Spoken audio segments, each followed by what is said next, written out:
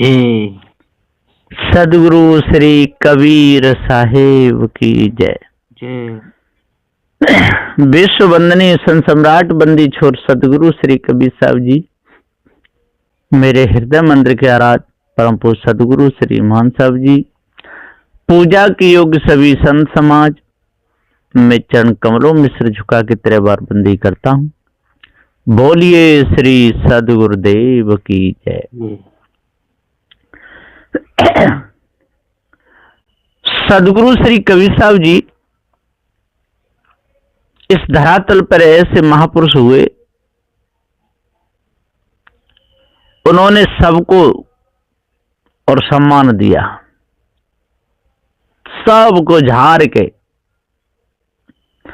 अब यहां शंका होती है कि सदगुरुदेव ने सबको कैसे सम्मान दिया। ऐसे दिया कि जीव को ही सर्वोपरि कहा। जीव सत्य है, अजर अमर अखंड है, नित्य स्वयं स्वरूप है। इसके ऊपर कोई भी दूसरी चेतन सत्ता नहीं है। जीव स्वयं चेतन है, ये अजर अमर अखंड है। तो ये सबका सम्मान हुआ कि नहीं हुआ? ये सबका हो गया। अब वो भूलवश, भरमवश, विषयवश न समझे इस बात को, तो उनकी कमजोरी है।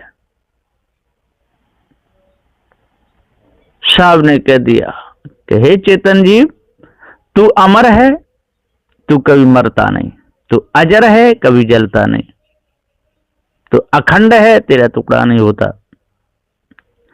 नित्य है, तू सदा रहता है, सत्य है, तेरा स्वरूप सत्य है। ये सदगुरु श्री कबीर साहब ने कितना बड़ा सम्मान किया है जीव का। इतने पर भी यदि लोग न समझ पाए तो सदगुरुदेव का इसमें क्या कसूर है। साहब ने तो सत्य का उपदेश दे दिया और खुल के दिया, कोई कसर नहीं छोड़ी। गलती है तेरे हिसाब में, सदगुरु का दोष नहीं है। सदगुरु श्री कबीर साहब का कोई दोष नहीं। आज वर्तमान में पारखी संत जो सत्य न्यायालय का उपदेश दे रहे हैं, कहां कसूर है? कोई दोष नहीं, साहब ने पूरा दिया है। तू गंगा यमुना नहावे, तू काशी मथुरा जावे, तेरे सिर पे दूना भार है, वहां जाए के हटे नहीं पावे। तू गंगा यमुना नहावे, तू काशी मथुरा जावे, तेरे सिर पर दूना भार है, वहां जाके हट नहीं पावे। ना कितना भी डोलता रहे, कुछ भी करता रहे, वहां जाने से तेरा भार नहीं हटेगा। जब पार की गुरु ढींग आवे, तेरे भेद समझ में आवे, जब विषय भरम को त्यागे, तेरा सिर का भार हट जावे। सदगुरुदेव कहते जब पारखी संतों के पास में आएगा और विषय भरम को त्यागेगा तो तेरे सिर का भार हट जाएगा। लेकिन काशी मथुरा घूमने से, पत्थरों की मूर्ति की पूजा करने से ये तेरा भार कभी हटने वाला नहीं है। हाँ? तू कुसंग में चित्त लगावे, मर्यादा समझ न पावे, मात पिता से हटकर ढोंगी संग मौज उड़ावे। तो कुसंग में चित्त लगाता है, माता पिता की बात मानता नहीं, ढोंगी से चित्त लगाता है। तब शराब पिए पछतावे, फिर मांस भी अंडा खावे। कोई समझाने को आवे तो आंख दिखा घुर्रावे। तो मांस भी खाता है, अंडा खाता है, शराब भी पीता है, और कोई ज्ञानी जन यदि समझाते हैं तो आंखों को निकाल करके आता है। सदगुरुदेव कहते हैं भैया तू आज जाग जा, अपने आप को जान ले, भेद को समझ ले, समझ जाएगा तो तेरा ही भला होगा, इसमें बुरा किसी का नहीं। ये जीव अजर अमर अखंड है। शायद बार बार कहते हैं भैया मैं तो आप सबको प्राणों के समान समझता हूं, अपने ही समान समझता हूं, लेकिन आप द्वेष रखते हो, ये आपकी भूल है। सबसे कहा सदगुरुदेव ने, कोई हो जोगी, जंगम, शिवड़ा, दरवेश, ब्राह्मण, सन्यासी,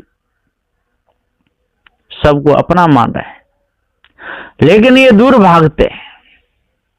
साहब कहते मैं इनसे प्रेम करता हूं, प्यार करता हूं, भाव बंधनों से छूटने का उपदेश देता हूं, लेकिन ये दूर दूर भागते हैं। ऐसी हालत है, बहुत बुरी हालत है। यदि ये मेरे वचनों को मान लेंगे, विश्वास करेंगे, तो इनकी नस नस की कसक निकल जाएगी, सारा डर निकल जाएगा, भूत चुड़ैलों का डर निकल जाएगा, तंत्र मंत्र जादू का भय निकल जाएगा, ढोंगी लोगों के चक्कर में कभी नहीं आएंगे, मायावी गुरबा लोग कभी इनको सता दुखा नहीं पाएंगे।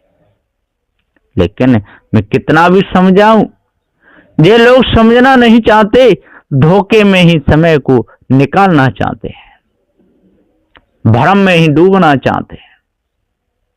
शायद बार बार कहते हैं, हे भाई जागो, उठो, सवेरा हो गया, मनुष्य जन्म में आना ही सवेरा है, और पशु पक्षी उस मजखानी में जाना ही रात्रि है।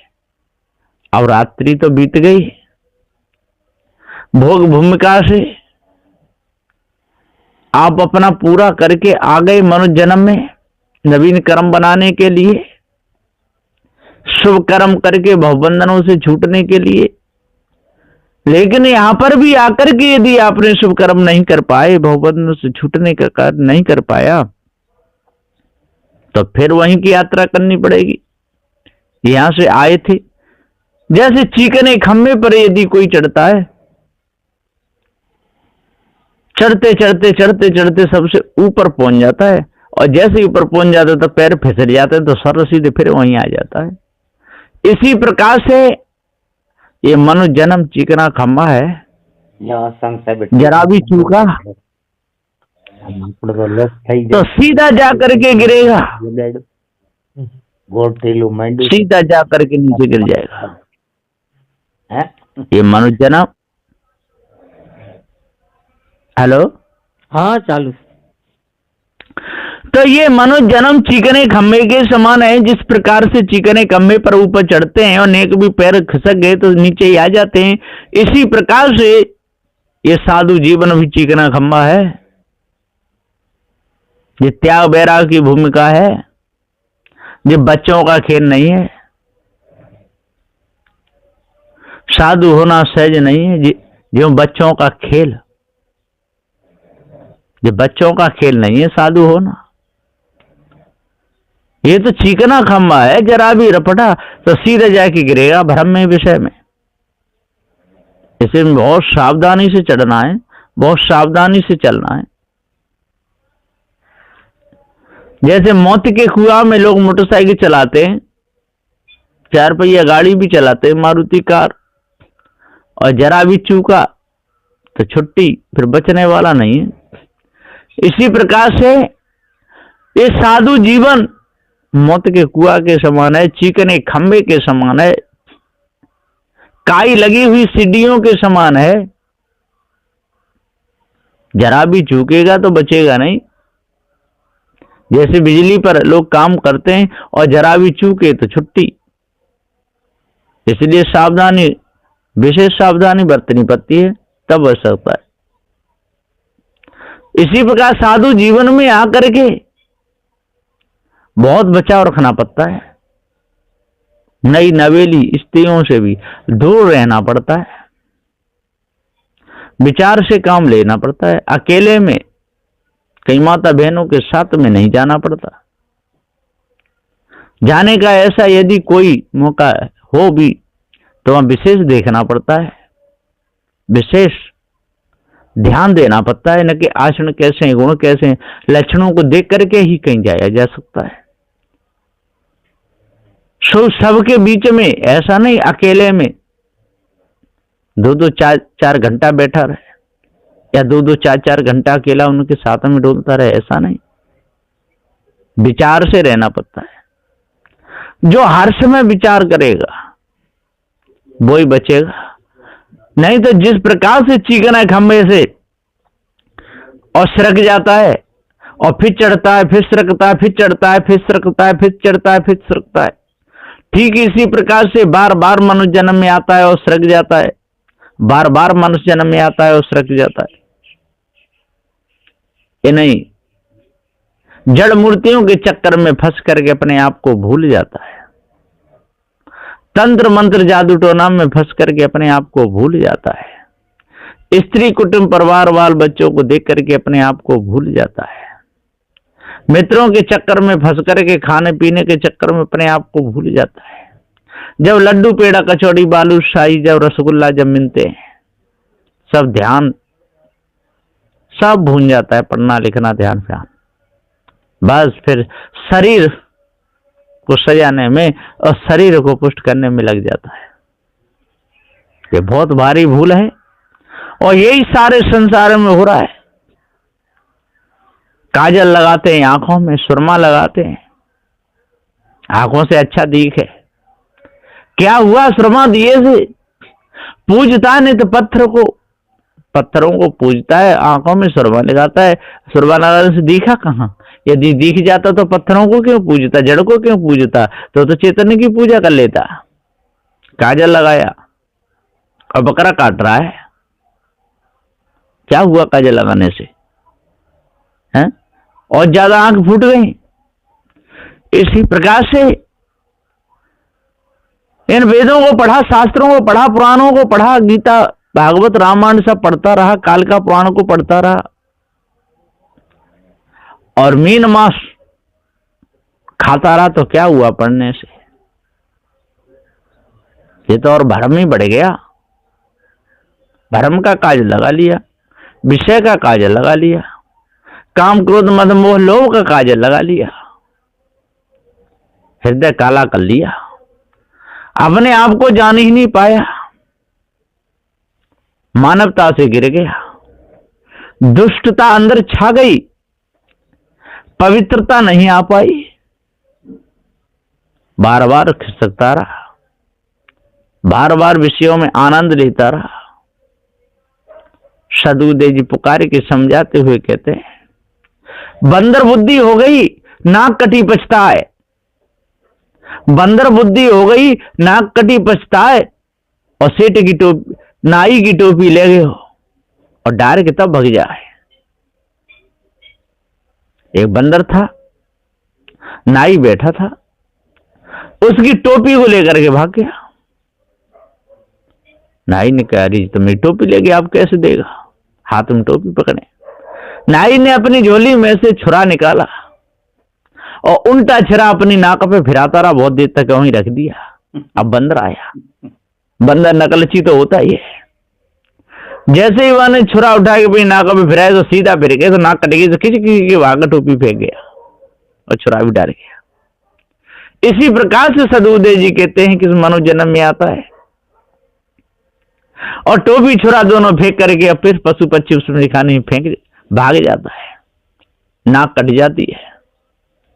इधर भ्रम भूल कल्पना में फंसता है, उधर विषयों की वासना में फंसता है, सतपथ पर चल नहीं पाता, पारगी संतों के पास में आता नहीं, और जब जब आता है तो उल्टा छुरा फुराने लगता है, नाक कट जाती है। जब जब मनुष्य जन्म में आता है, कल्याण की भूमिका पर आता है, करने की भूमिका पे आता है, और तब तब इसकी नाक कट जाती है। सदगुरुदेव जी पुकार के समझाते हुए कहते हैं, भाइयों यदि आज नाक बचानी, अपने आप को बचाना है, तो सतपथ पे चल रहे हो, साधु भेष को धारण किए हो, तो विषयगामी नहीं बनना, भ्रम में नहीं फंसना, धोखे में नहीं फंसना, कामी क्रोधी लोभी मोही इनके चक्करों में नहीं आना। यदि आप कामी क्रोधी लोभी मोही हटी सटियों के चक्कर में फंसोगे तो बचोगे नहीं। सारे संसार में बचाने वाला तो कोई है ही नहीं, सबके सब भ्रम में डालने वाले हैं। मात पिता और कुटुंब कबीला रहे लोभ दिखाए, इनमें फंस गए सब संसारी, निकल न कोई पाए। इसमें सब फंस गए। स्त्री पुत्र के चक्र में दीना समय गमाए, पाल पड़ोस के बड़े किए, सेवा में कोई ना आए। खूब शादी किए, स्त्री को लाए, बच्चे भी पैदा किए, पाल करके बड़े करते रहे, घर में बहू आ गई, ले के सब न्यारे हो गए, बुढ़िया बुढ़ाओं को आंख दिखाने लगे, कोई सेवा में नहीं आया, कोई काम में नहीं आया। इसमें सारा संसार है, सारे संसार की यही हालत है। कहीं भी जाके देख लो, जो मनु महाराज जी ने 4 वर्ण बनाए, ब्राह्मण क्षत्रिय व शूद्र, कहीं भी जाओ सबकी यही हालत है। बाहर में कहीं भी सीरा नहीं, कहीं भी ठंडक नहीं मिलती है। इसी प्रकार से आग लगी है संसार में, आग लगी संसार में। जर्जर गिरे पहाड़, यदि न होते संत जन तो जर मरतो संसार। कौन देता सत्य का बोध, कौन समझाता? लेकिन आज तो कोई समझना भी नहीं चाहता है। पहले समझे तो सही, बड़े बड़े राजे महाराजे निकले, बड़े बड़े सेठ साहूकार निकले, और आज कोई भी न्याय निर्णय की बात को सुनने को तैयार नहीं होता है। और झूठे लोग आकर के अपना मजमा लगाते हैं तो वहां पर भीड़ हो जाती है। कोई चौराहे पे बैठ करके चिलम पीने लगे, फिर देखो वहां पर भीड़, कितनी भीड़ लग जाती है, पीने वाले सब आ जाते हैं। सदुदे जी कहते हैं कि क्या करना। एक बुढ़े थे, बड़े बूढ़े थे, उनके पास में कोई बैठता नहीं था, पैसा तो था, सब कुछ था। तो एक आ गया चिलमची बाबा, उसके पैर छुए, बोले बाबा जी मेरे पास में कोई आता नहीं, बैठता नहीं, मैं बहुत परेशान हूं। उन्होंने कहा कि हुक्का खरीद के ला, कि मैं पीता नहीं, को पिया बेशक मत, तू तो हुक्का भर के वहीं पर बैठ जा, और कोई आवे तो कहना राम राम सा, तुरंत तेरे पास आएंगे। बस वो हुक्का ले आया, और जैसे हुक्का भर के बैठा तो बहुत लोग आने लगे, अरे भैया हुक्का पी रहे, बस 10-10, 20-20, 50-50 बैठने लगे। फिर कहा कि अब देख, अब तुझे हुक्का को हटा दे, अब कहे भाई सत्संग होने दो, तो हुक्का हटा दिया। फिर कहे भैया हुक्का कहाँ है, कि हुक्का नहीं, अब तो हमारे गुरुजी ने हमको ज्ञान दिया है, ज्ञान की बात सुनो। तो सबके सब भागे, फिर कोई नहीं बैठने लगा। ऐसी गति है संसार की। एक बीड़ी का बंडल रख लो, माचिस रख लो, और 10-20 को आश्रम में बैठा रहो अपने पास में। ऐसे लुचांगड़े लोग हैं संसार में। गुटखा रख लो, तमाकू रख लो, शराब की बोतल रख लो, तो और ज्यादा भीड़ हो जाएगी। और साथ साथ वह मुर्गियों का मांस भी बनने लगे, मछलियों का। फिर देखो, फिर तो लोगों की खूब तक लगेगी, खूब आएंगे, और जुआर होने लगे, फिर तो और भीड़ लग जाएगी। ऐसा है संसार का काम। सदगुरुदेव जी कहते हैं भैया इस भ्रम को अपने अंदर से अलग करो।